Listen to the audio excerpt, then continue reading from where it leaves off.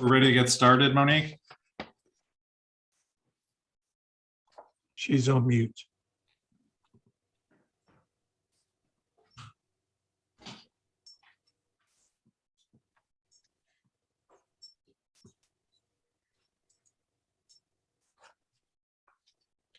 All right, the recording is started, so let's get started. Good evening, everyone. My name is Mike Panessa. I'm the chair of the Administrative Appeals Board. I hereby call the regular meeting of the Administrative Appeals Board of February 23rd, 2022 to order. Board Secretary, can you please call the roll? Board Member Hedrick, Here. Board Member Basili, Here. Board Member Moses is absent at the moment. Board Member Sinclair, Here. Vice Chair King, Aye. and Chair Panessa. Here. All right, thank you. Our first item is acceptance of the agenda. The board can discuss and may amend the order of the agenda. But I'd like to entertain a motion and a second for acceptance of the agenda. The board secretary, can you please, oh, sorry, I need the motions first, sorry. So moved. I'll second. Thank you. Board secretary, can you please call the vote?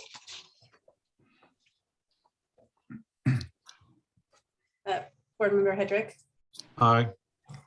Board Member Basili, Aye. Board Member Sinclair, Aye. Vice Chair King, Aye. Chair Panessa. Aye. Motion carries 5-0. Thank you. Next item on the agenda is public comment. This time is set aside for members of the public to address the board on items of general interest within the subject jurisdiction of this board. 3 minutes will be assigned to any speaker who wishes and has agreed to speak. Although the board values your comments pursuant to the Brown Act, this board can generally not take any action on items not on the posted agenda. Testimony for hearings will be heard only at the time of those particular hearings. Board Secretary, if there is anybody that wishes to speak, can you please begin, excuse me, the public comment period? Chair Panessa, I have no registered speakers. If there's any members of the public present, if you'd like to give your testimony, you are welcome to do so now. And I see no hands. Great, thank you very much. So our first case is item number 3. It is the appeal of a 2-year suspension of the vacation rental registration certificate for the property at 2267 North Janus Drive and the administrative fine of $2,500. This item was continued from the meeting on January 26th, pending further clarification of the administrative regulations. Board Secretary, can you please ensure that the city staff and the appellant understand that their testimony is under oath? City staff, appellants, and any other individual who desires to testify under this appeal hearing, under the laws of perjury, if you choose to speak, you hereby accept and acknowledge that your testimony shall be the truth, the whole truth, and nothing but the truth. Thank you. All right, thank you. So I don't know that we need to go back through everything that we heard last month. If we need clarifications, we can certainly ask that. The reason it was continued is there was questions about receiving multiple citations in one weekend with one guest. And so I think Patrick and or Jill, if you can update us on that, we can then move forward. Go ahead, Mr. Sinclair. As you know, I was in the hospital for last month and wasn't here, so I should probably recuse myself as I don't know the facts unless there's insufficient facts this time to allow me to vote. Okay, thank you. Jill, is it something you can kind of update us, educate us on? Yes, absolutely. So you mentioned we usually see citations that are issued for different occupancies. But it is our opinion that this doesn't prevent staff from issuing multiple citations for a single occupancy. Really, the issue is with the interpretation of the term violation. What is a violation? So we think that this might be an area that the board would want to seek clarification from city council on. The board might have an idea of how to clarify what a violation means. But we don't think that staff is prevented from issuing multiple citations for a single occupancy. So that's sort of the first issue. The second issue is that the second citation was issued to the tenant, and the tenant paid that, and it wasn't appealed by the tenant.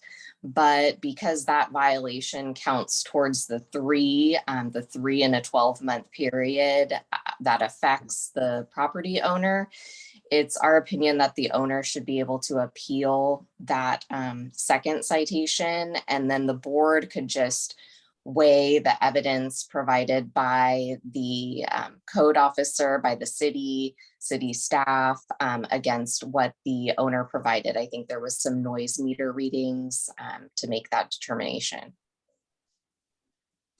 Okay, so if I understand correctly, what you're saying is a permit owner, permit holder can choose which citation to appeal?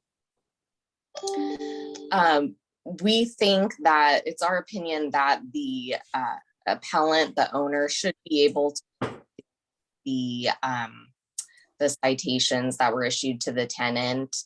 And here they were all issued around the same time. So yes, we think that the owner can appeal that second citation. Okay. All right, thank you. Before we move forward, does any of the board members have a question for Jill? Mr. Hendrick?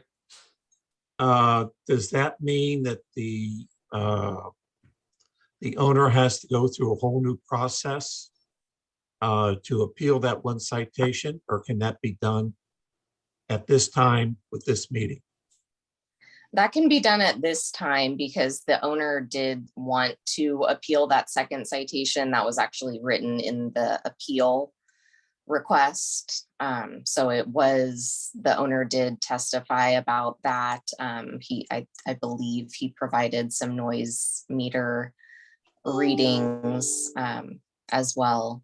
So yes, we don't need to have a separate hearing. Okay, thank you. All right. There's Mr. Moses. So I was going to say, with Mr. Moses not being here, we would need Mr. Sinclair, but Mr. Moses is now signed on. So does any of the board members have any questions about the testimony that was presented last month? See a couple shaking their heads no. Okay. Mr. Blanchard, did you have any testimony that you wanted to add from last month? I didn't have any testimony last month. This is my first go around. Okay, somebody testified on your behalf then, because there was somebody here. Chair, I think Mr. Blanchard is for the additional item on the agenda. I'm sorry. Oh, am I jumping? I'm next. I apologize. That is my mistake. All right. Sorry, I thought our first case was the rehearing. It is? Yeah. Yeah, it is. Yeah, first violation was 9/11, second was 9/11, the third was 9/13. Right. But is there someone here representing the appellant? Yes, I'm here. Oh, okay, great. I'm sorry. That was my mistake. Sorry, Mr. Blanchard. Okay, so we are on the case. So I'm sorry, Mr. Householder, did you have any additional testimony you wanted to bring to the meeting after last month? No. Just as long as Okay. it's clear by the city attorney and everything. All right, thank you. Thank you. Patrick, is there anything the city wanted to add? I don't have any additional material to submit. So if, I thank the city attorney for the clarification. All right. So the city attorney has clarified that there is nothing preventing the city from issuing multiple citations. That was the clarification that was requested and why we had postponed the vote until this meeting. So what we need is a motion on our disposition of the suspension and fine. Am I voting on this one? I Or am believe I? Or am not. I? Nothing new was added. I'm sorry I was late. Right, nothing new was added, but you did this, this extension was at your request. So Mr. Moses, you should be voting in this. Okay, thank you. You want me to make the motion? And Mr. Hedrick, because we have the full board, you would not need to vote on this. Okay, thank you. So we just need a motion. Go I ahead, would so Mr. move. Reed. I just think it's important for, us as code officers to say a piece about issuing multiple citations to occupants on one, for one stay. What we run into when we go out to these cases, we go out, we knock on the door, we make our observations, we knock on the door, and if we do end up issuing a citation, it's always part of our conversation with the occupant to say, hey, this isn't like a free pass for the rest of the weekend. You can be issued another citation if we get another complaint and if we observe more violations. If we are limited to one citation per occupant, per stay, you run the risk of the people getting the ticket and then just going wild, because there's no risk of anything further at that point. So I think it's important to note that having the ability to write multiple citations is critical to the enforcement process. Can I also add, that you came out for the first violation and instructed the client, and we instructed them as well, and they took it inside, and it wasn't like they continued some outdoor kind of rant or party or something like that. So I just wanted to kind of make that clear to reiterate from last month's meeting. And we have the noise meters to show that it was pretty much flatlined. That's it. All right, thank you, Mr. Householder. Before we do a motion, I guess what I would like to do is open it up to the board, since we are continuing this. If there's any discussion before we have a motion to vote. Can I just ask a clarifying question? So 2 are sound violations and 1 is a contract, right? Summary violation. Correct. And that's a 2-year automatic suspension because it's 3 violations. Because we have another case, right, where that's on here that's similar, that's a 6-month suspension. Tell me what the difference is. Yeah, I can, thank you, Vice Chair. So with this case, it's a 2-year suspension because there's 3 violations in a 12-month period. The case is going forward. It's just simply failure to submit contract summaries, which is a 6-month suspension. So there's no 3 strikes or 3 violations in the other cases. It was just simply failure to submit contract summaries. That penalty is a 6-month suspension and a $2,500 fine. This case, since there's 3 citations, it triggers the 2-year suspension. Okay, so just 1 contract or multiple contract violations? How many contract violations do you need to get a suspension? 1. One, Just 1. correct. Yep. If found in violation, that triggers the automatic 6-month suspension and $2,500 fine. Okay, and so in this case that we're looking at, it's somebody let's just say for the sake of argument, right, has a neighbor that's upset and calls a few times and there's no contract summary, this is a severe penalty, yeah? Yeah, that portion of the ordinance is strict, along with, there's a couple other violations built into that section of the violation code, just not the summary part. But yeah, I mean, it does come with a hefty penalty of the 6-month suspension and the $2,500 fine. Right. Can I request, since we've had this discussion, just a short summary of the case against the appellant? Yeah, if it's appropriate, I can give a summary, Chair. Please. Okay, so last month on the 20, I believe it was the 6th, the board was presented a staff report from myself regarding the property at 2267 North Janus Drive here in Palm Springs. That was found that the property obtained 3 violations in a 12-month period, occurring on the same weekend, really. The first violation of 9/11 for a music violation found at the property, a second music violation on 9/11. And at that time, when code officers were investigating the first violation, they researched and found that there were no contract summaries on file. And when they went back to the office, they did a second thorough check to see if there was contract summaries on file for that guest stay, and was found that there wasn't. So the third violation for not submitting contract summaries was then submitted by code officers in our office, and thus prompting the suspension of a 2-year suspension of the vacation rental certificate. Code officer Nabhan testified the findings as far as the first music violation. Code officer Wade was not present for the hearing last month. He's here this evening because of another case that's on the agenda later. But the officer report was submitted regarding what was found.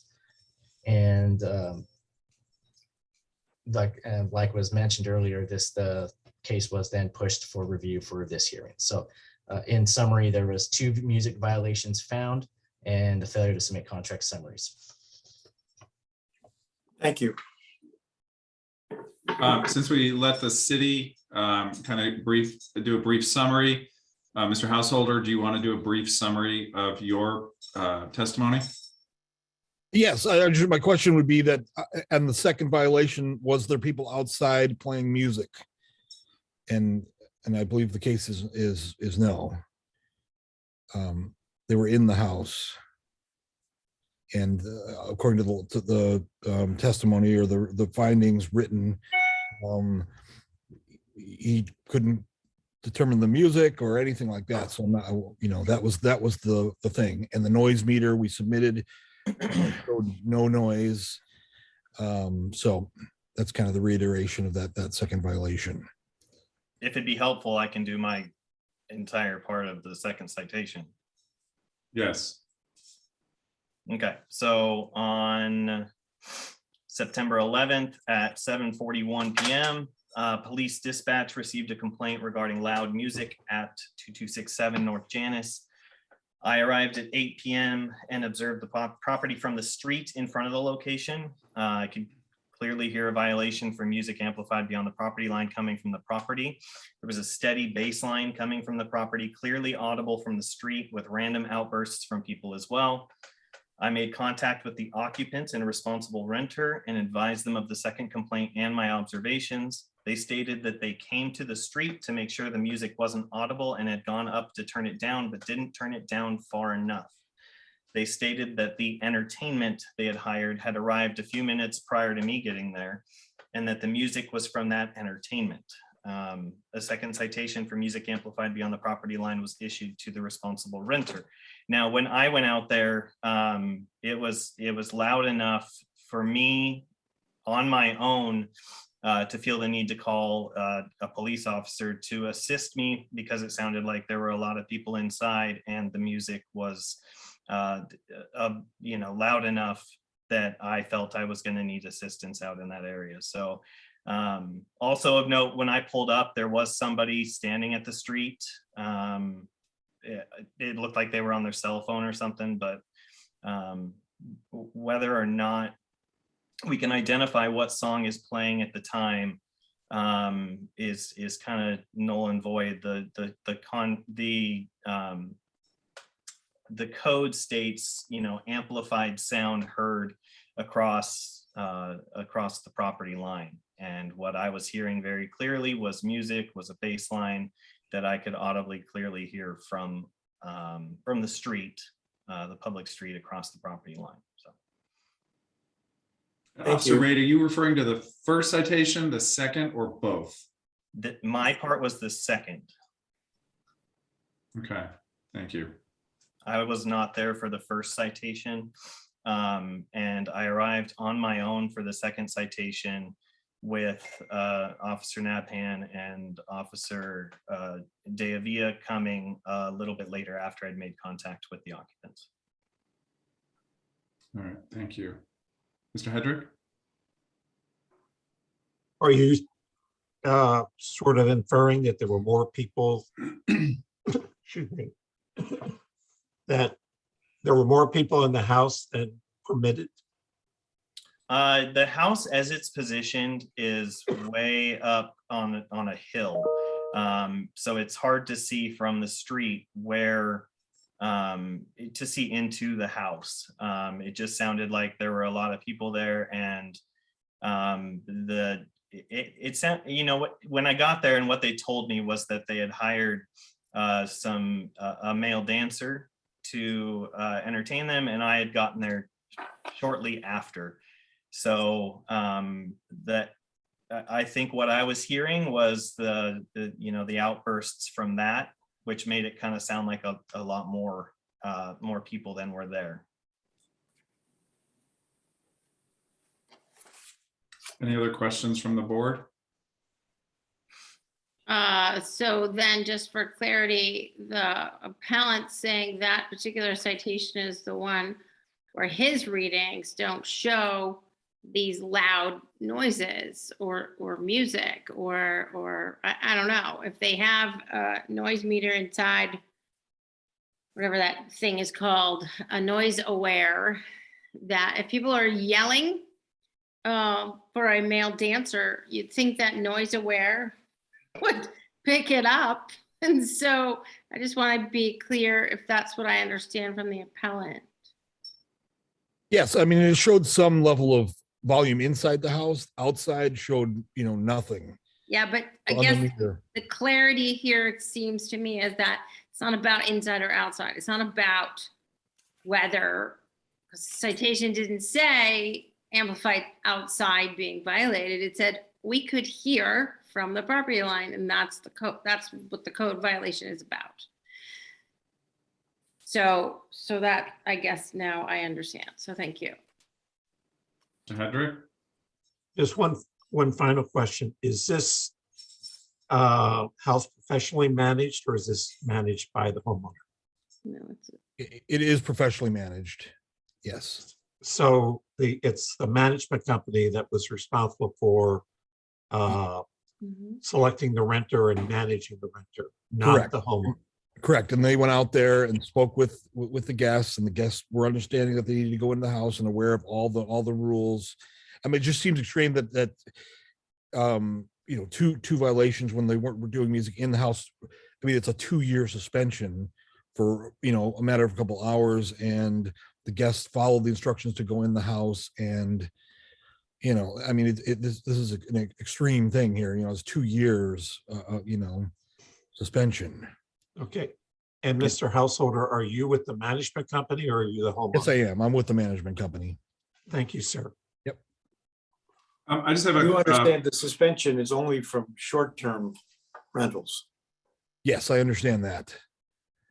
so I have a question for Officer Wade. So I'm a little confused. So was the second citation for music heard outside or just noise?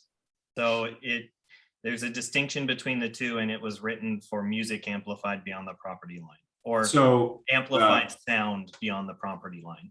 okay, so what your testimony is that the second citation as well as the first, you could hear music at the property line. Correct. All right, thank you. Any other questions? And then if we could entertain a motion and a second. I so move For, what is your motion? to uphold the violation and the penalty. Thank you. Do we have a second? I'll second it. Thank you. City, sorry, can we call the vote? Board Sorry. Member Moses, Yes. Board Member Basili, Aye. Vice Chair Kane, Aye. Board Member Sinclair. Recusing himself. I'm sorry, what was that? I recuse myself. Okay. Chair Panessa, Aye. motion carries 4-0, 1 recusal. All right. Thank you, everybody, for your time over last month and this month on this case. And thank you to the city attorney for the clarification on the issue of multiple citations during one stay by a guest. All right, we're going to move on to the next item on the agenda. This is the appeal of a 6-month suspension of the vacation rental registration certificate for the property located at 1898 East Belding Road and the administrative fine of $2,500. Board Secretary, can you please ensure that the city staff and the appellant understand that their testimony is under oath? City staff, appellants, and any other individual who desires to testify under this appeal hearing under the laws of perjury, if you choose to speak, you hereby accept and acknowledge that your testimony shall be the truth, the whole truth, and nothing but the truth.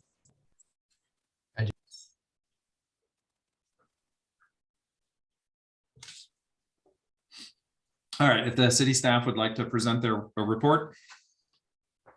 Yes, good evening. Thank you, Chair, Vice Chair, board members, city staff, appellants, public on the call. My name is Patrick Clifford with the Department of Special Program Compliance. We oversee the vacation rental program here in the city of Palm Springs. Before you this evening is a staff report regarding the property at 1898 East Belding Road here in Palm Springs. This property was issued administrative citation AB 0350 for failing to file a contract summary with the enforcement official for a short-term stay of 28 days or less.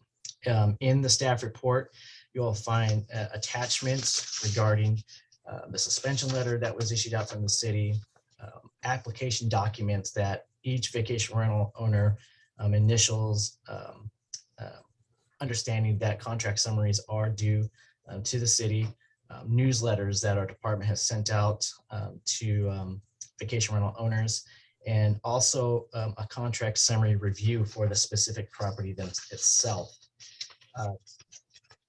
Talking about that attachment with the contract summaries, the property has submitted timely contract summaries in the past, so that is for your review as well. What triggered this contract summary review for this specific instance was that a code compliance department did receive a complaint to the property. Code officer Nabhan is on the call to discuss his findings and what led to the issuance of the citation. And so I would invite Officer Nabhan to speak right now. Thank you. I'm sorry to interrupt, Chair Panessa. It appears we're having some access issues, so I have to ask you to take just a very brief recess and see if we can adjust the settings.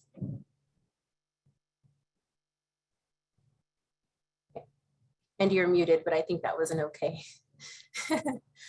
Sorry, I was coughing, and so I muted myself. No problem at all. We can take a break for to get the whatever settings you need adjusted. Great, thank you. It's 6:02. I will let you know once we are ready to go. At the point, so again, we are being recorded. We were just at the step. Monique was going to make sure everybody understood their testimonies under oath. So if you want to repeat that, Monique, and then we can start with the city report. Sure. City staff, appellants, and any other individual who desires to testify under this appeal hearing under the laws of perjury, if you choose to speak, you hereby accept and acknowledge that your testimony shall be the truth, the whole truth, and nothing but the truth. I do. All right, if we could have the city report, please. Yeah, Chair, just to clarify, would you like me to go over my part again, or just go ahead and invite Officer Navhan to continue where I was letting him testimony on his part? We can continue where you left off. Okay. Yeah, Officer Navhan, thank you, and feel free for your testimony. Perfect. Good evening, members of the board, fellow city staff, and members of the public that are joining us tonight. My name is Mitch Nabhan, and I'm a code compliance officer with the city of Palm Springs. So on Friday, September 3rd, at approximately 10:42 p.m., the city of Palm Springs 24-hour vacation rental hotline received a call stating that there was loud music and the occupants were being loud at the vacation rental property located at 1898 East Belding Drive. As the primary enforcement official on duty at the time, I was dispatched out on the call.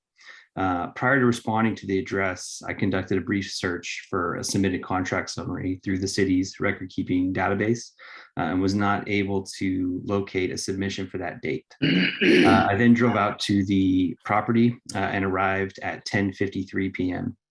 And while the results of my observations related to the complaint received did not result in a violation for music or loud occupants, I did end up contacting the occupants at the front door and found that the property was rented out for a short-term stay via the booking website Airbnb, with the guests arriving on September 3rd that day and departing on Monday, September 6th. A second, more detailed check for a submitted contract summary was conducted upon arrival back at my workstation after completing my response to the call, and found that there was no contract summary on file for that current guest stay. As a result of that second search, I drafted a citation AB 0350, which is before you, for violation of the vacation rental ordinance section 525.070H, and that was issued to the property owner, John Blanchard. So that'll complete what I have to present, but I'm available for any questions that the board may have. I have a question. Do you have any reference of any a significant number of previous rentals that were not subject to a contract filing with this defendant? So I believe it's included in the staff report. I know Patrick touched on it too. This particular property did have a number of contract summary submissions submitted to the city for the year of 2021. And I think that was going up through July. And there was a period in August and September where there were no submissions. And then I believe there were some submissions started that were filed with the city beginning again in October. I do know that I also responded to a separate call, which was just about a week prior to that on August 22nd, around the same time, for a similar complaint for loud occupants. In response to that call, again, there was a search for a contract summary and I did not see one filed. However, the results of my observations didn't warrant a knock at the door, because when I got there, it was completely quiet. However, there was a vehicle in the driveway, and I was able to establish that at least the vehicle that was parked in the driveway did not belong to the owners that were listed within the rental certificate. That was done via a license plate search of that car. So like I said, there may have been a rental there. It may have been the owner or their family. With that particular call on August 22nd, I didn't contact the occupants. I did place a follow-up call to the listed local contact. But in that case, I don't recall what the resulting conversation was. I don't believe that I got a call that night back. But because there was nothing there, that wasn't anything that I had pressed and escalated to calling the owner as a secondary call. Thank you. Sure. Mr. Hedrick, any questions? Yes. Was this, at the time of this rental, was it professionally managed by a local agency? See, we have the property listed as a owner-run property. Thank you. Mr. Sinclair, any questions? No. Mr. Moses, you've already had, Mr. Basili? No questions. Vice Chair Kane? So I have a couple. So So there were multiple contract summaries. Looking at, is this attachment 8 in our packet? It looks like there was about 22 contract summaries for 2021. It looks like nothing for January, nothing for August, nothing for September. Is that correct? Chair, just to clarify, the report I ran might have not included February or did include February, but might not have caught January. We were just doing Okay. just a quick summary. So there could have possibly been some for January, but looking at the contract numbers on there, contract number 1 was submitted in February, so it's a possibility there was nothing in January for 2021. Okay, and that doesn't really mean anything bad. It just means there were no contract summaries, but nothing for August, nothing for September.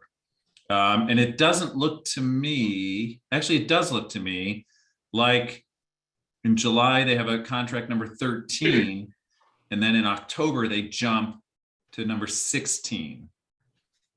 Am I reading that correctly? Yeah, from what it looks like that stay in July, on July 23rd, 26 was a third quarter number 1. The previous submission for that was contract number 13 from an earlier July stay. So it goes 13, third quarter number 1, and then it goes to number 16. And then, yeah, so there is contract number 14 and 15 not represented on this as well. Okay. So, all right. Okay.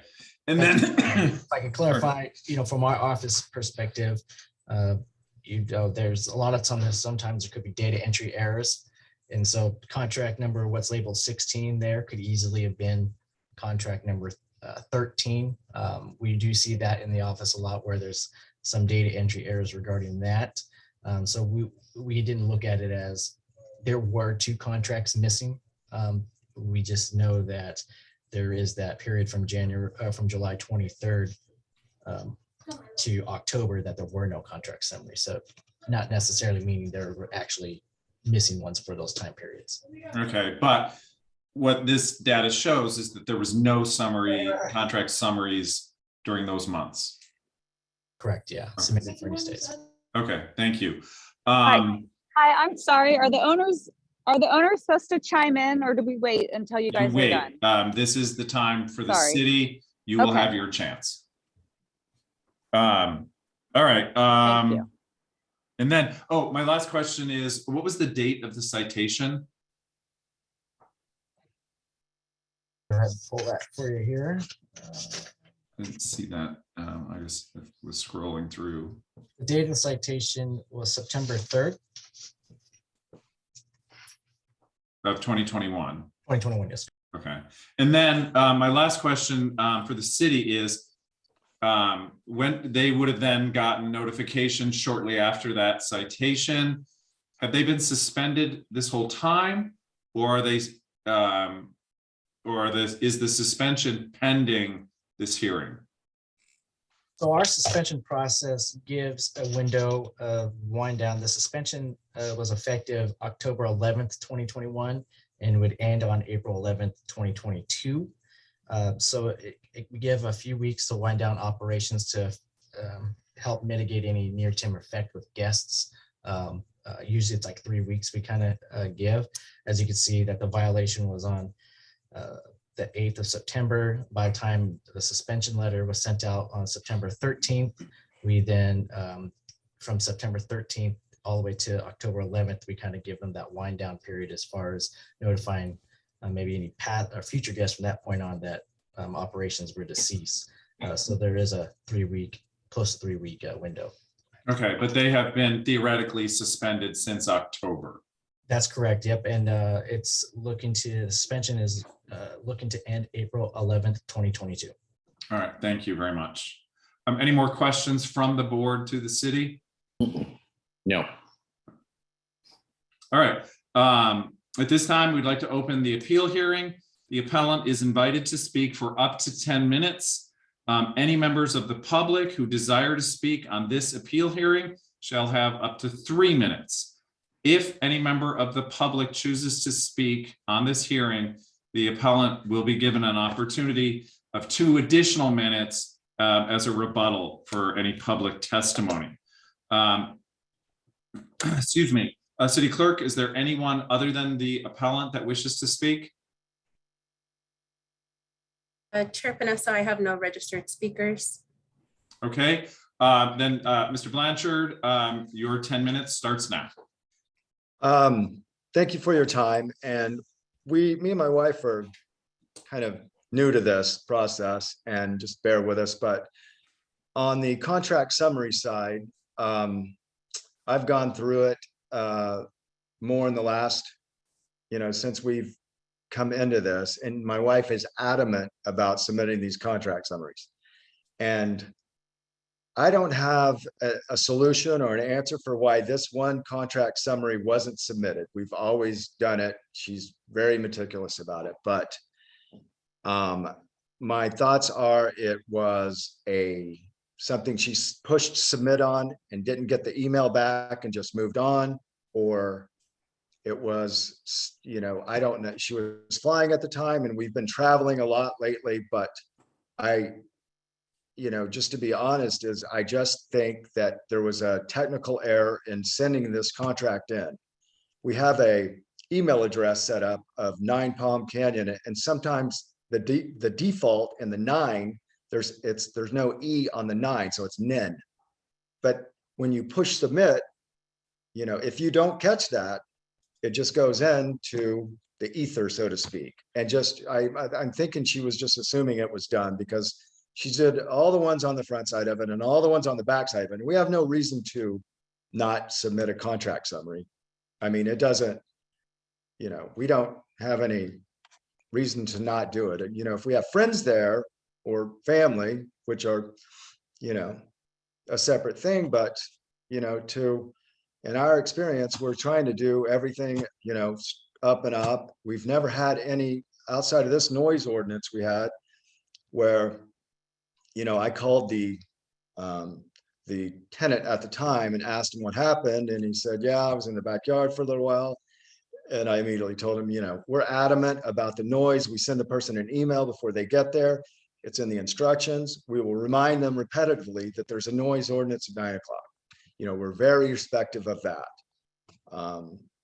But on the contract summary side, I just don't really have an answer. We weren't avoiding it. I wish I could print it and show it to you, but I just don't really know, how to respond to it.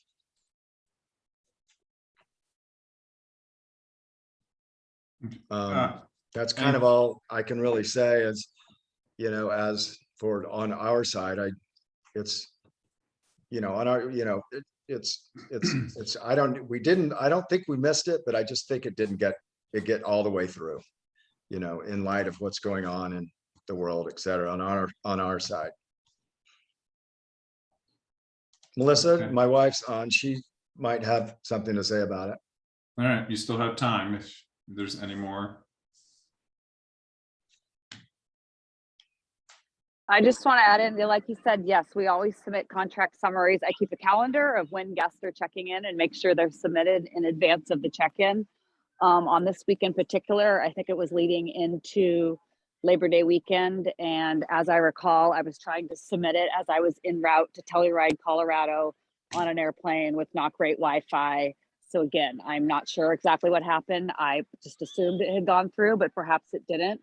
But again, I do keep a calendar of record of every time a guest, in advance of check-in, making sure we do our contract summaries, as well as I handle the monthly payment to the city of Palm Springs for all of the city taxes and everything else that goes along with it. And I don't think, we pay those every month. I just paid today, actually. So anyways, as my husband said, we're new to managing property. We had this home had a property manager for quite a few years, and we've only started handling it recently. But yes, we definitely understand the importance of the contract summary and why they need to be done every time a guest is there. All right, thank you. Anything further from the Blanchards either? No,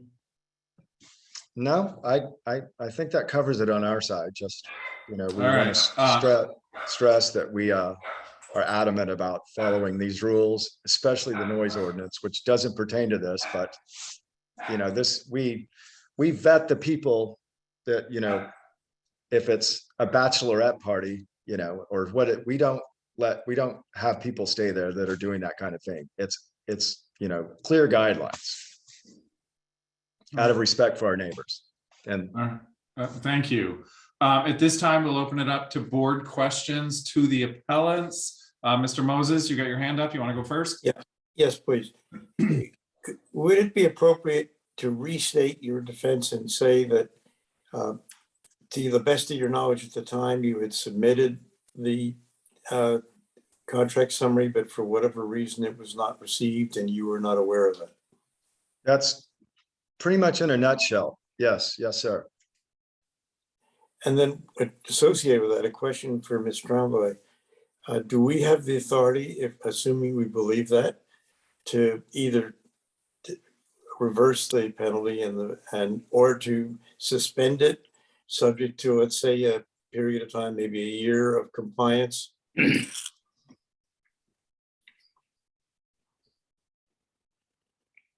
Okay, hold on one. Or I'm heading.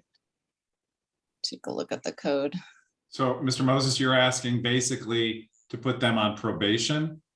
In effect, to accept the fact that they tried and we don't know why we didn't get it, and that therefore we could also say that, well, just doing it that way and subject to their being penalized, added to whatever else if they have another violation within 12 months. All right, well, Ms. Tremblay is looking that up. Let's go through. Mr. Hedrick, any questions? If you sent something by email, you would have a record on it in your sent file, wouldn't you? Well, when you do it through the city gov, in my experience, Oh, you fill okay. that form out. Take it All right, back. that's not how it works. Yeah, it's a form. It's like a form you fill out. It's on the city's server or whatever, but no, to answer your question, we don't have an outgoing. Okay. And a question for the city. Has the city had other problems with receiving contract summaries? So the issue what we've noticed with the contract summaries is email confirmations being sent to property owners. We would still have a record of it in our database. The issues that we've noticed is that the system's supposed to also send a confirmation thank you email with an attachment of a PDF of the summary. We've noticed that doesn't happen stays. For example, if someone has 5 summaries to submit, they submit 1, 2, 3, they get confirmation. Some reason 4 doesn't go through and then number 5 does. It might be a hiccup in the software server that we're using. But in this case, there would be a record of us which we would download exactly what you see in the report, like an Excel sheet. And if there was any kind of typo of the address too, we can sort and try to find that as well. If for example, if 1898 was just put 189, we'd be able to search 189 and hopefully find it as well. But yeah, the only limitations that we've noticed errors is the confirmations being sent back to the owner. Thank you. Anything more, Mr. Hedrick? No, thank you. Thank you. Mr. Sinclair? Nothing here. Mr. Basili? Nothing. Vice Chair Kane? So Jill, I don't know if I have a couple of questions, but if you have the answer to Mr. Moses' question, we can do that first. Yeah, well, I'm just reading the violations section, and it says that if a contract summary is not provided, then the fine and penalty will issue. So if the city is saying they did not get a contract summary, then it would be my interpretation that one was not submitted.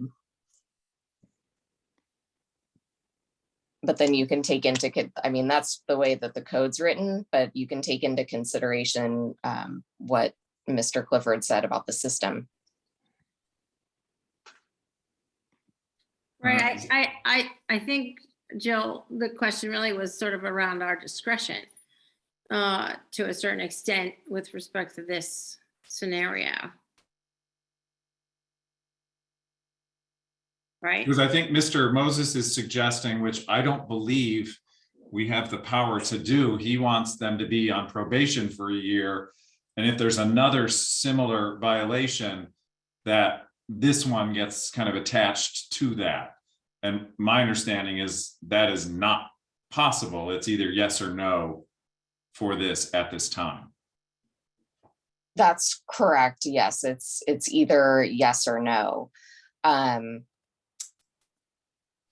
And then, of course, the issue that that board member Kane brought up, you can listen to the testimony of one side versus the other and, you know, weigh what happened. I'm just telling you that the code says the contract summary was not provided for a weekend, then that's a violation and those are the penalties. But you can take into consideration the testimony from the city and the testimony from the appellant. All right. So Vice Chair Kane, did you have any additional questions? I'm a Ms. Kane, but okay, no. Oh, sorry. I said Vice Chair Kane. Okay. I had a question. So Mr. Blanchard, during those 2 months, that how many rentals did you have? Which 2 months are you? The month of August and September. I have no idea. Of last year? Yes. I have no idea. I would have to look back. I don't have that in front of me. I'm sorry. Okay. Would you be able to say, even if you don't have the exact figure, did you have more than one for those 2 months? I would say, yeah, probably. Okay. And then the other. Unless it was, you know what? There was a COVID issue, I think. I'm not sure, around that time in Palm Springs. And we were adhering to some of that. And, you know, there was also, we had a lot of cancellations. You know, it was just a mess, basically. There were cancellations for COVID and travel from other, you know, as you have probably experienced. So I don't know for sure, to answer your question. I apologize. Also, I I would just want assume to it's- chime in. Sorry, JP, on the months in question. Mhm. I think this kind of shows there's a definite glitch in your system because I was able just to pull back through our emails and we definitely submitted 2 contract summaries, either 1 or 2 in both August and September. I would have to actually pull up every single email and read you off the date. But whatever your system is telling you that there were none submitted in August or September is incorrect information. So I don't think your database maybe works properly because I have those emails that I received from the City of Palm Springs server after I submitted. There was definitely 1 rental in August and I have the booking confirmation the contract summary information in our email. So in your, I'm happy to forward all of those to whoever needs to see them because there's a few. I just have to pull up each one individually and I could forward it. So your testimony is that you did submit contract summaries during that time frame. So I have a question for you because so with the contract summaries, when you hit submit, and I've done this, I know how this system works. It says at the bottom, please wait. And then you either get a thank you on your screen or you get an oops, that didn't go through. And literally that's what it says, oops, that didn't go through. So you would have gotten one of those 2 things. And I think what the city is saying is that if you would have gotten a thank you, whether you got the confirmation email or not, they would have a record of it.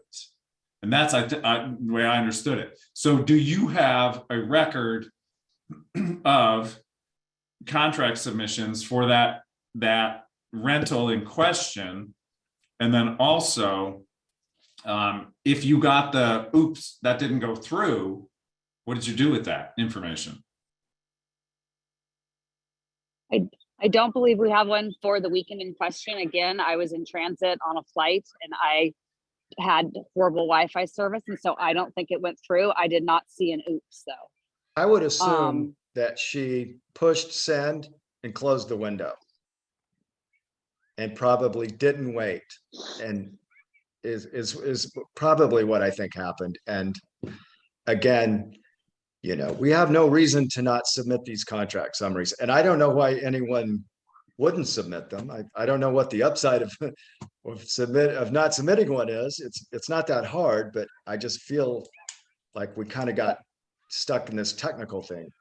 But I think the larger issue is you don't have any record of any. I think you said all of August and September, which I know is incorrect because I literally just found those in my email, some of them. So, I mean, again, as JP said, we didn't have a ton of bookings because there was COVID cancellations and people not traveling, but there was definitely at least one weekend, like, people come for like long weekends. So, but again, I'm happy to forward those to whoever at the city should see them. But when you guys say you don't have record and we do, like, that's obviously slightly concerning.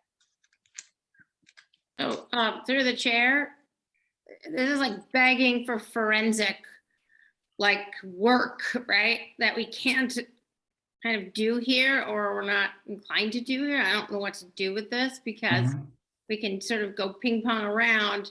They've got this and Patrick's got that. And if we're asking for that kind of analysis, then we should probably get it because it's going to inform all the rest of these going forward. Contract summaries are really important. They obviously communicate with the city, right? There's limits to how many times you can use your home. And so there's a point to them. So it is important, and people do try to get around it. Like, there's no question that people do try to not submit them. So that's a thing.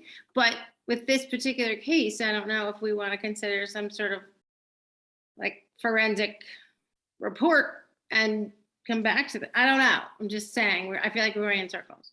All right, so let's do this. Any more questions from the board for the appellants? No. All right, so that closes the public portion of this. That then opens for the board to discuss. And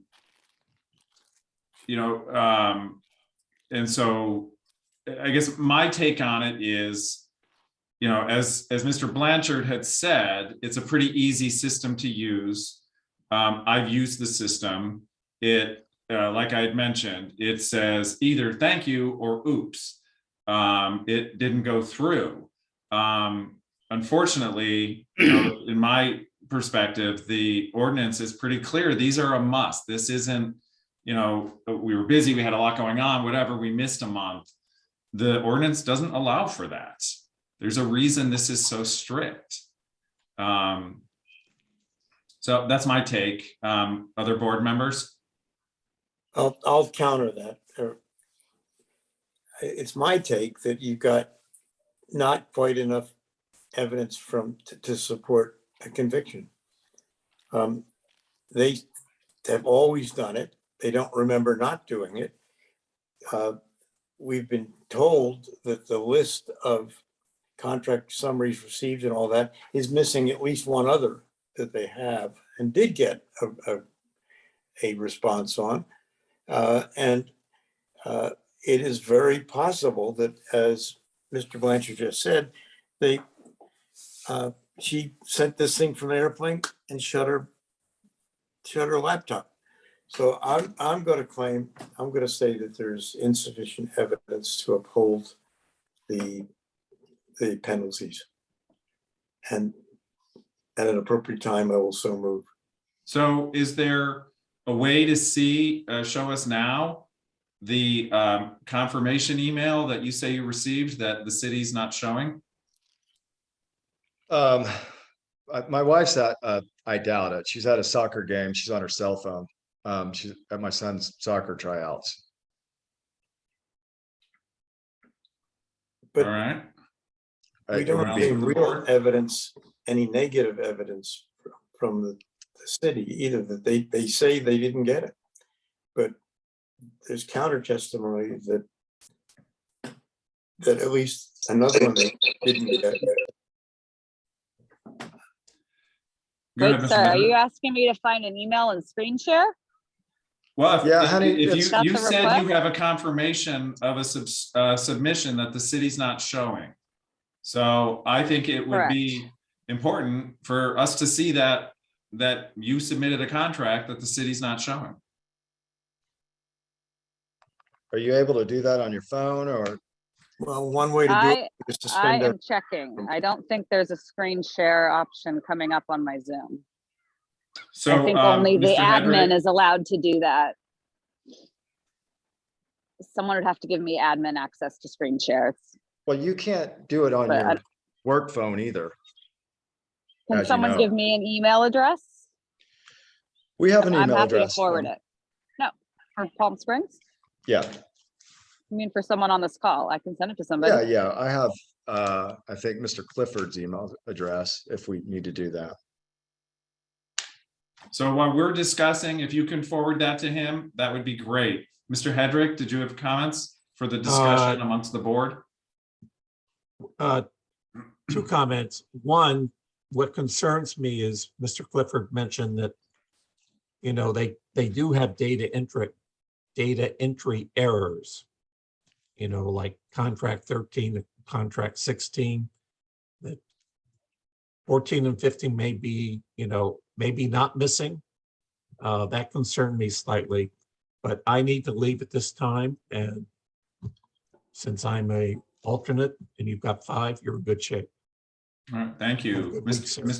Mr. Sinclair, any comments for the Oh, yeah, I board? was gonna say that obviously there have been quite a few contract summaries submitted. And Mr. Clifford can correct me if I'm wrong, but anytime you submit one, you're going to get an acknowledgement, if it went through, an acknowledgement of that. Is that correct, Patrick? So what we found with our system, the program we use is called JotForm, and we have found errors that when an owner submits a summary to the city, we will get record of it on our side as far as in our database, but they would not get a confirmation on their side. We've ran into that a few times. And then, like I mentioned earlier too, there's sometimes there could be data entry errors, but confirmations that what we've seen previously are not always submitted to the owner. But you have not received a confirmation that they sent this particular summary to you.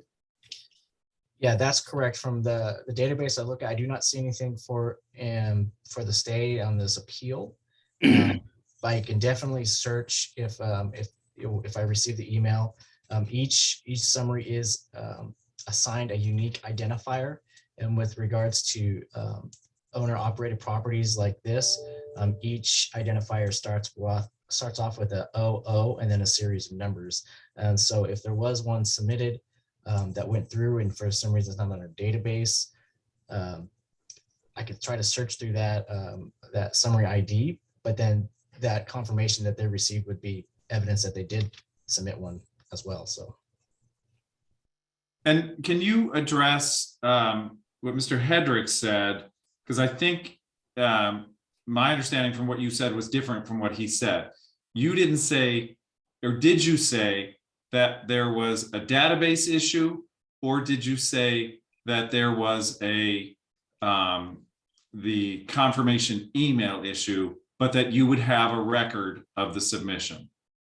Yeah, that's correct. So from the database issue is that the confirmations are sometimes not being submitted back to the owner when they submit a summary. We would still have record of that in our database where we can pull it, because a lot of times we would get an email from the owner saying, hey, we didn't receive this confirmation. Can you forward us a copy of the summary submitted, which we would do. And we'd be able to go in our database and pull that. And what I also mentioned about contracts 14, 15 and such like that. With this owner's summary submission, it seems they're pretty well in order. We have other operators that submit that aren't necessarily so well in order. And so what I was trying to mention is that the fact that contracts 14 and 15 might be missing on here doesn't mean that actually 14 and 15 might be missing. They might have been maybe relabeled something else that's such, because we've seen that with other operators as well, where sometimes they start off with a different number and they mean something different, but they put in a different number. So, but definitely going back to the errors that we've seen with this system is that they're not getting the confirmation emails from their submissions. But And if- your database still shows the submission. And if someone's been submitting contract summaries and submits one and does not get a confirmation from you, isn't it incumbent upon that person to say, gee, did they get it or what happened? So in my mind, if you've received a whole bunch of confirmation on past summaries and didn't get one on this one, would that not set off an alarm in someone's mind to say, what happened? Not when I'm on an airplane and traveling to a work event. That has nothing to do Thank with you. this. Your Okay. time is done. This is the time for the Okay. board to discuss. Okay. Yeah, I mean, I don't think it matters where somebody is if they don't get a reply back from the city. My point is that should set off an alarm that I did not get a reply from this submission that maybe didn't go through. Could I just add one thing that I think it's No, relevant to No, the your con- time to the is done. contract This is the numbers? time for the board to deliberate. Thank you. Vice Chair Kane, did you have any comments for discussion? No, all right. Anybody, anything else from the board? Well, I would just like to say that with the evidence of a consistency of submitting, that, and only one was noted as missing, but we can show one they had that they don't show. I think there's enough indecision there that I don't think they've proved their case. I think that Who did not prove their case? pardon me? Who did not prove their I'm sorry, case? the city has not proved its case. The appellant has shown a habit of doing this and can show that at least on one other occasion, they don't have a response, but that on one other occasion, they also don't have a response. So, and I don't think they're required by the law to have a response. So I am going to. Before you make a motion, hang on a second, because you're right, they don't have to have a confirmation. But I think Mr. Sinclair had a good point. If you're always getting these confirmations and then don't get one, shouldn't that raise a question? And the fact that they can't show us that they've got a confirmation of one the city is not showing makes me suspect that they didn't submit it. If they had it in front of us, a confirmation that they received it and it's not on the city's list, then I think, that's a very valid point. The city's not showing a confirmation that clearly they sent them the confirmation email on, but we haven't seen that. All right, that's all I got. If somebody wants to make a motion in a second. I motion to reverse the finding of the city and eliminate the penalties. Is there a second? I'll second that. All right, City Clerk, can you call the vote, please? Board Member Moses, Aye. Vice Chair King, Aye. Board Member Basili, Aye. Board Member Sinclair, No, Chair Panessa, No. motion carries 3-2. All right. Thank you, everyone, for your time and effort on this case. So the penalty and the suspension has been overturned. All right, we're going to move on to the next case. So Blanche should at least smile before he goes off on it. Oh, thank you. No, I'm smiling on the inside. Thank you very much. Thank you all for your time. Thank you for your time. All right, next item is number 5. It is the appeal of a 6-month suspension of the vacation rental registration certificate for the property located at 1951 South Araby Drive and the corresponding administrative fine of $2,500. Board Secretary, could you please ensure that the city staff and the appellant understand that their testimony is under oath? City staff, appellants, and any other individual who desires to testify under this appeal hearing. Under the laws of perjury, if you choose to speak, you hereby accept and acknowledge that your testimony shall be the truth, the whole truth, and nothing but the truth. I do. Great. At this time, I'd like to ask for the staff report. Yes, good evening. Thank you, Chair, Vice Chair, board members, staff, public on the call this evening. My name is Patrick Clifford with the Department of Special Program Compliance. We oversee the vacation rental program here in the city of Palm Springs. Before you this evening is a staff report for the property located at 1951 South Araby Drive. This property was issued administrative citation AB 0355 for failing to submit contract summaries to the enforcement official for a guest stay of 28 days or less.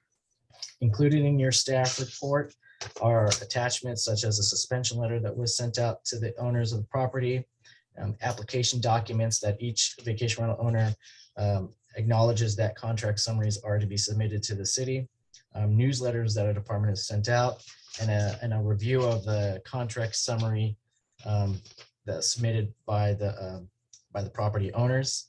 What triggered this review of the property is that the vacation rental hotline received a complaint for the property.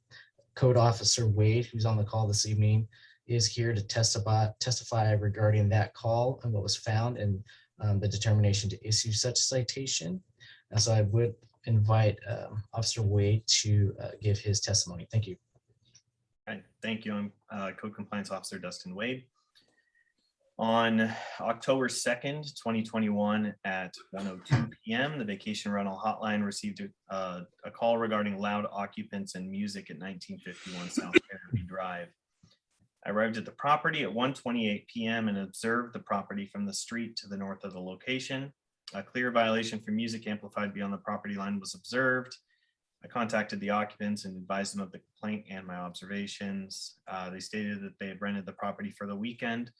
They thought that they could have music playing until 10 p.m., that it was never clearly explained to them. A citation was issued for music amplified beyond the property line to the occupants. Upon returning back to the station, I attempted to locate a contract summary submission for the occupant's stay.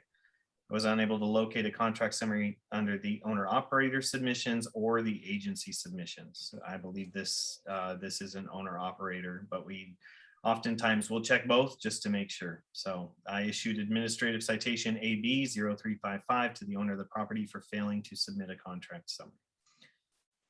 Available for any questions. All right, anything further from the city? No. Nothing further, thanks. Thank you. It's time for board member questions to the city. Why don't we start with Mr. Sinclair? Officer Wade, did the noise complaint then receive a citation or no? They did. Yeah, the occupants did receive a citation for music amplified beyond the property line. Okay, that's all. Mr. Moses? No questions. Vice Chair Kane? No questions. And Mr. Basili? No questions. So I just have one.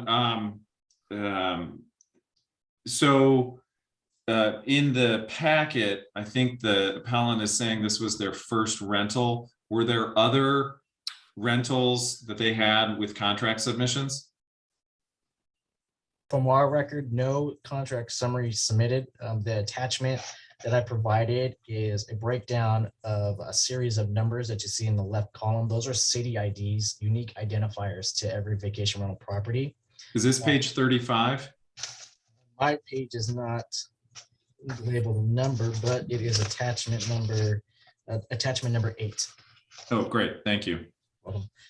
And so what you see that I notated on the page is that this city ID for this property is 2609. It does not appear to be listed there as the numbers are in sequential order, which tells me that we have not received a contract summary for this property.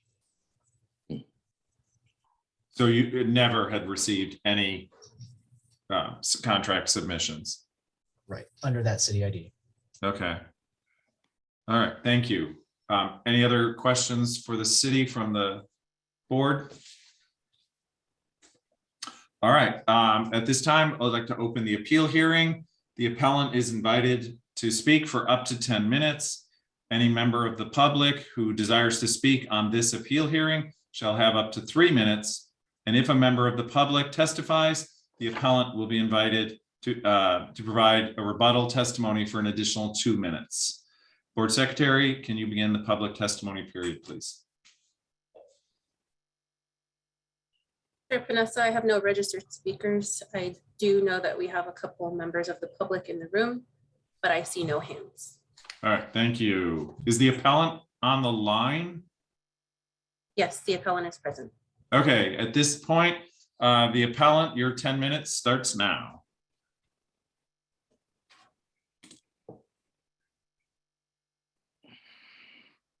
And if they are on, if they're one of the phone numbers, they are muted. So we cannot hear you. Irby Cove, that would be you. Can you hear me now? Yes, thank you. Hi, everyone.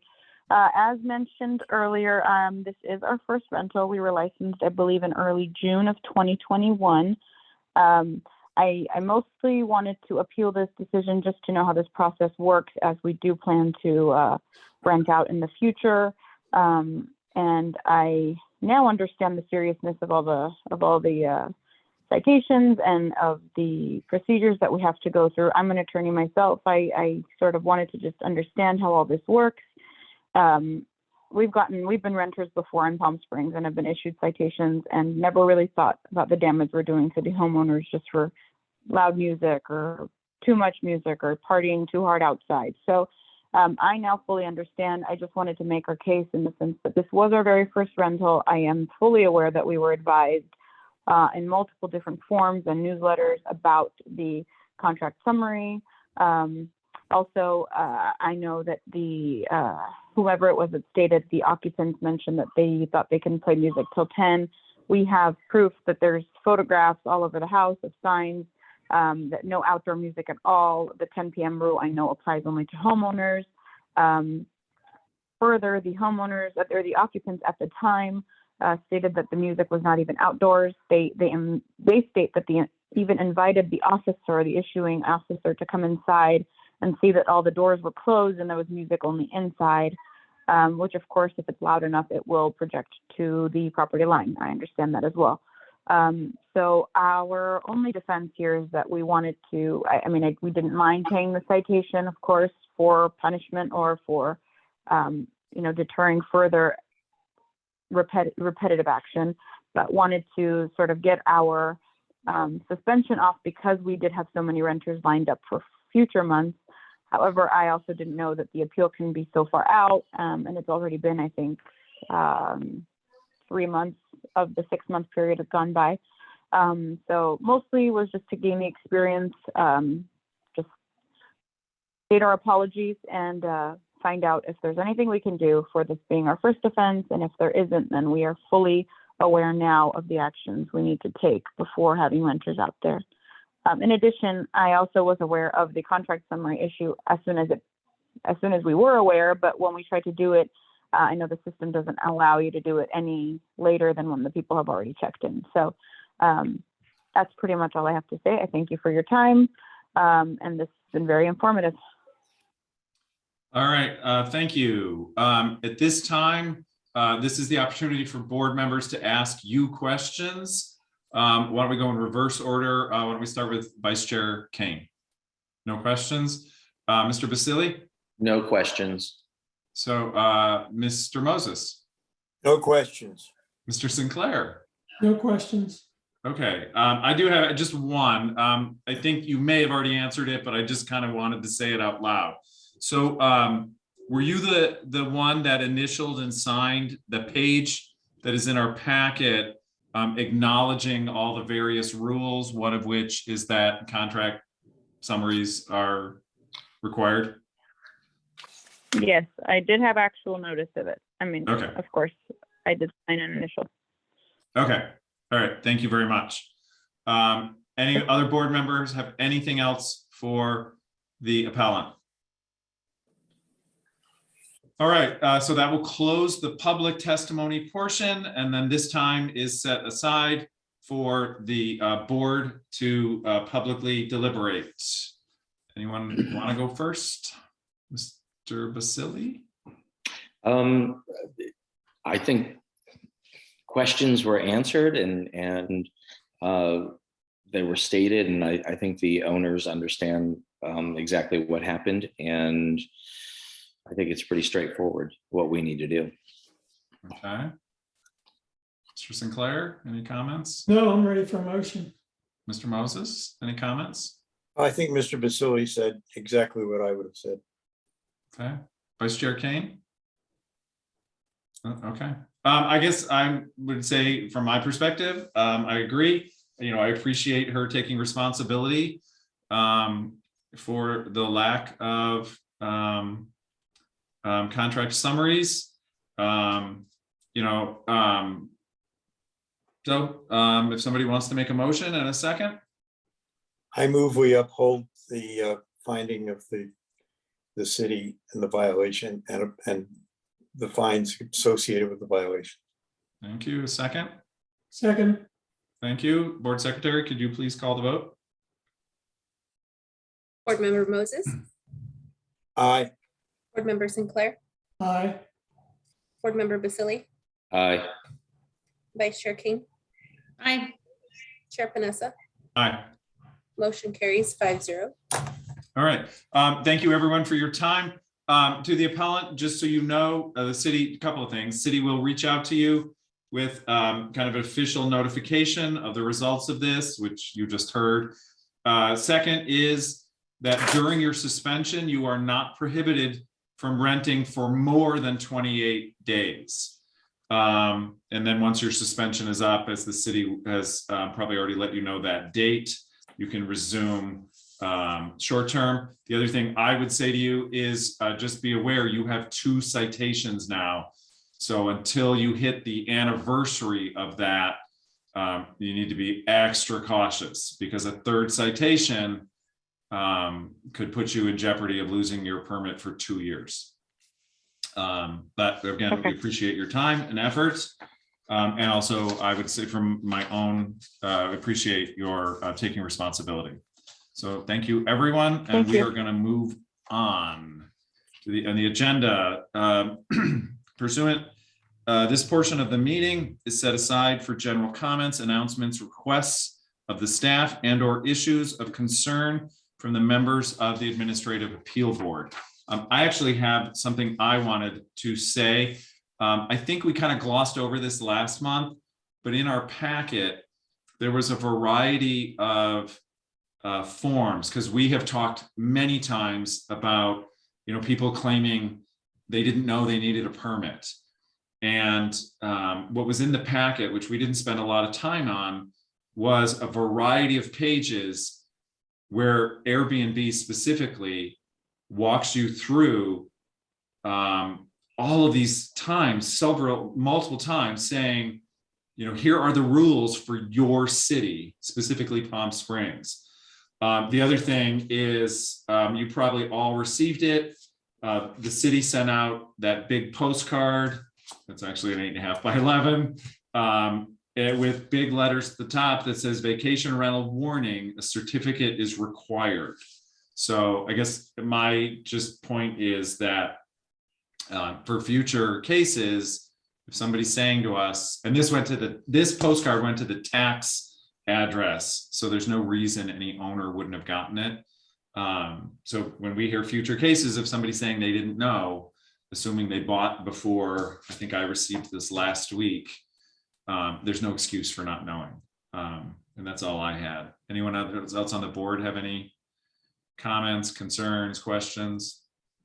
No, I was just going to say, Mike, that in the hearing we just had, there's a item 526. I don't know where that comes from, or I guess that's what the renters or the homeowner signs, but it clearly lays out all that you've just talked about, including that they're to have annual training to address the rules and regulations. And I assume that happens. So it seems to me one of the questions sometimes should be, if they say they didn't know, did you go to the annual training? And Patrick, maybe want to mention this, but my understanding is the city is actually not doing that training unless I'm just unaware of it. Patrick, do you want to? Yeah, so a couple avenues with that is we have videos on our website that they can review to understand the overview of the ordinance. That's been in place since 2017, those videos, or 2018. Additionally, in this last year, we've started doing educational Zoom calls from our office regarding a variety of subjects, whether it's application processing, contract summaries. We did one, and we try to touch points across all the ordinance. We even held one that we went through each section of the ordinance as far as operational requirements, and we went through A through wherever it goes down to T, I think.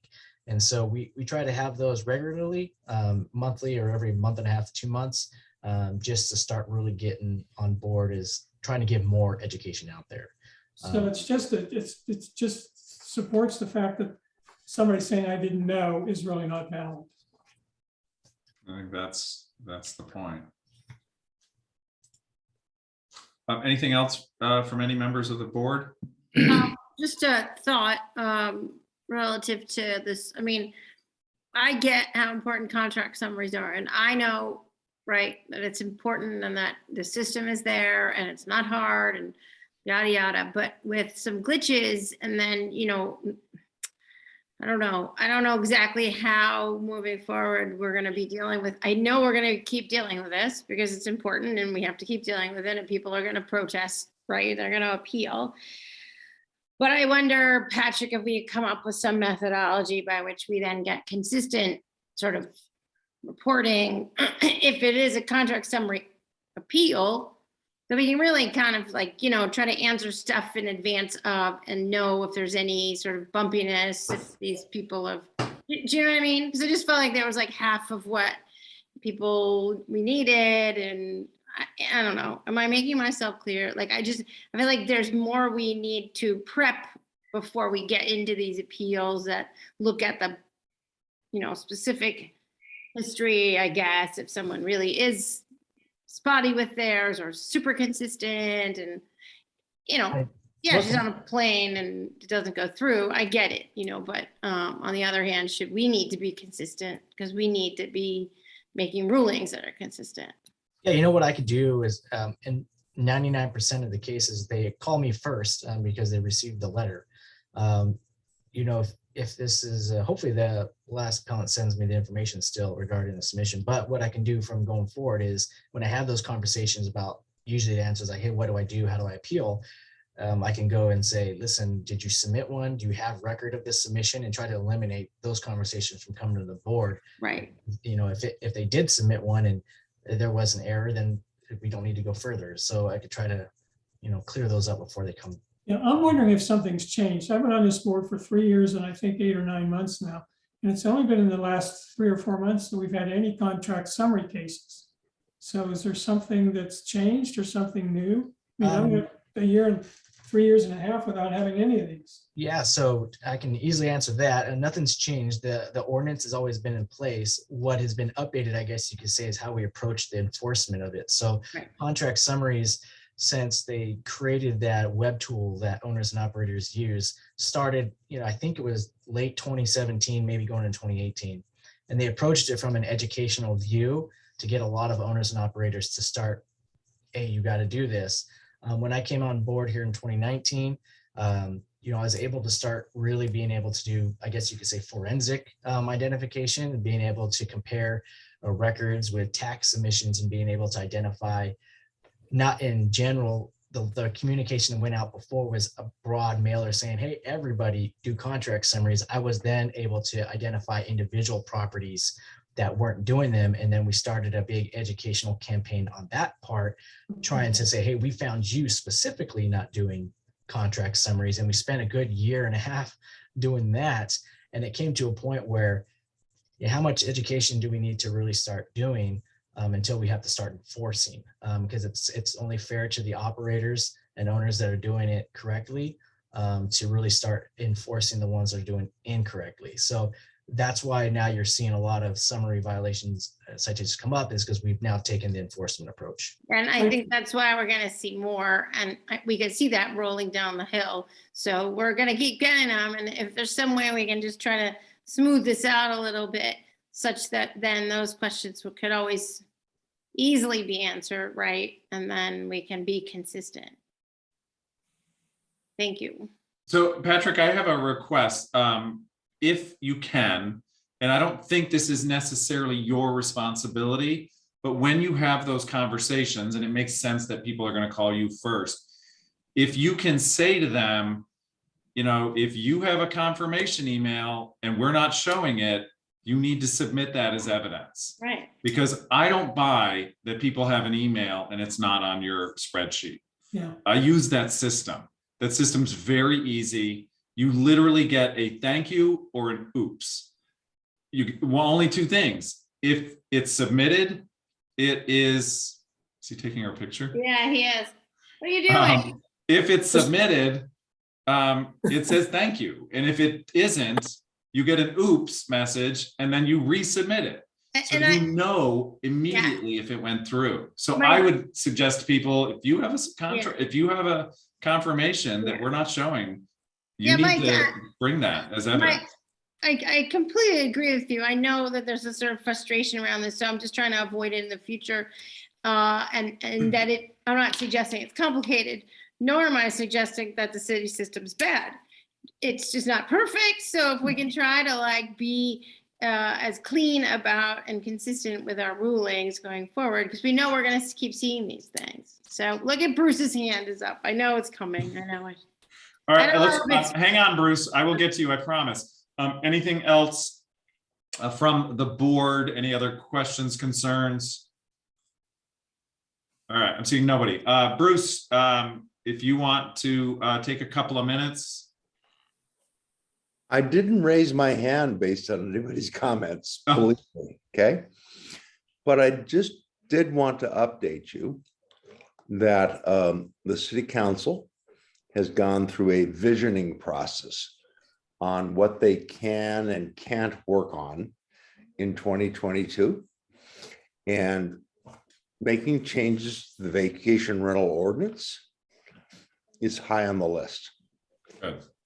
And so I implore all of you to take the observations you've made after the last 2 years or 3 years of things that were unclear or confusing and you had a hard time enforcing, and consolidate those.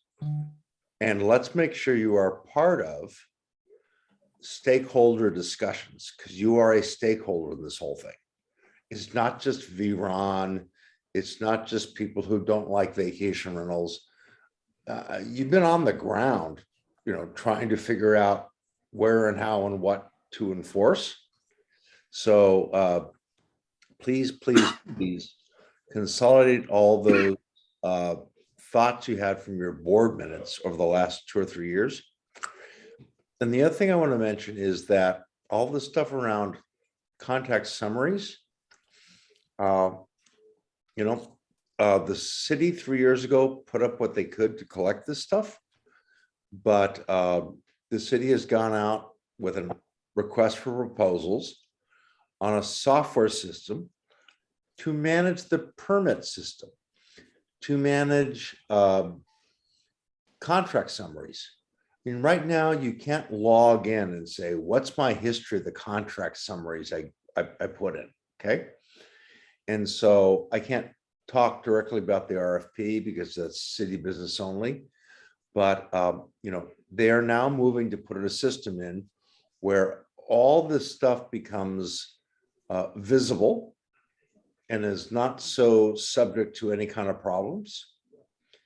And so that's good news for all of us, because we all want one system where you can go and check on the status of your permit.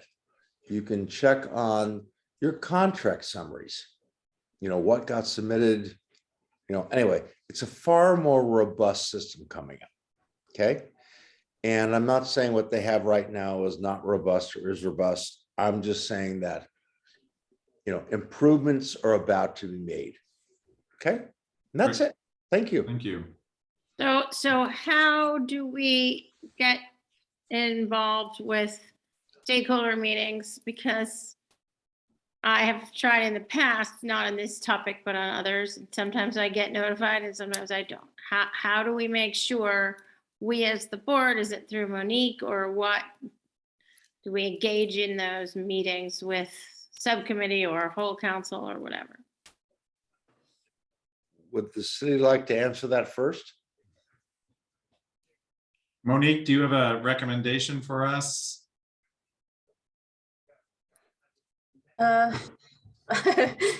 Unfortunately not. I mean, outside of the e-notification option on our website, we could possibly add a category to that. Otherwise, I would have to check with whoever manages that stakeholder list and see if we could have you added. I Did don't. can you answer, did the city council, I know at one point they were talking about getting rid of all the subcommittees. And is there a subcommittee on the city council for vacation rentals?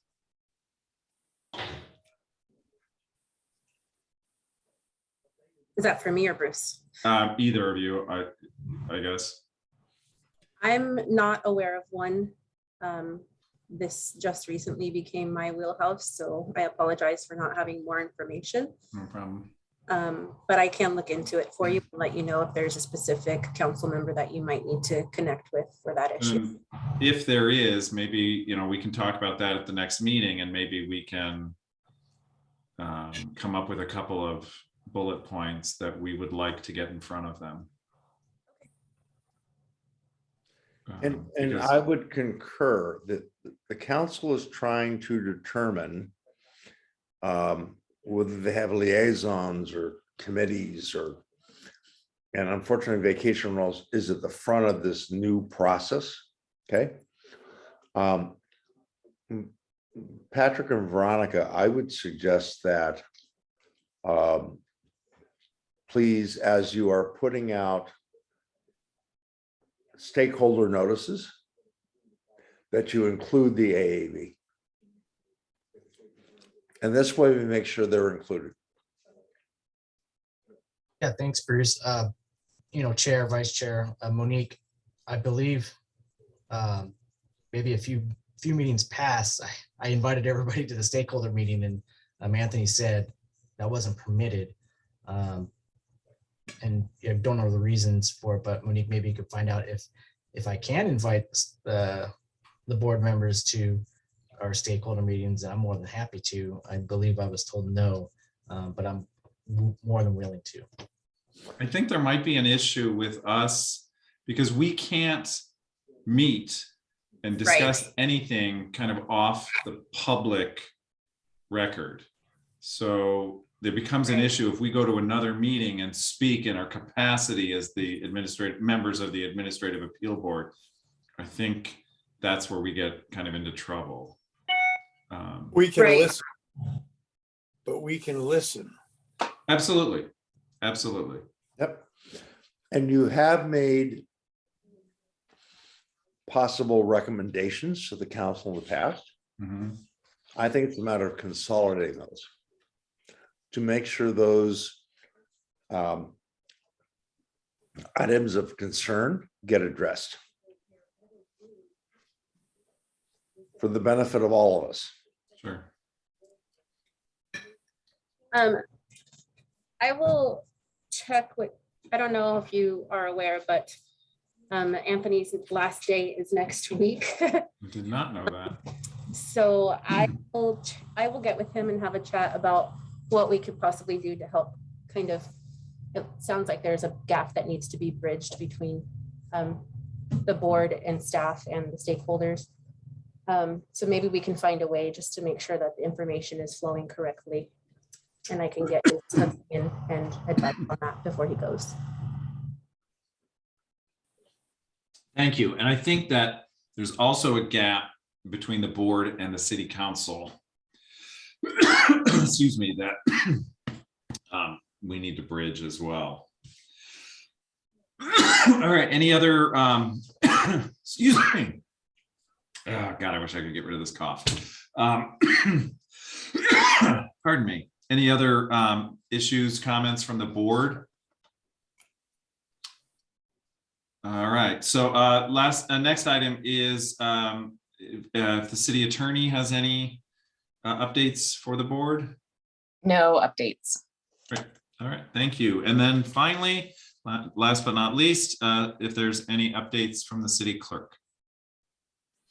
No real updates. Your next meeting is March 23rd. We have 3 cases left on our log, and then we are completely caught up. Oh, great.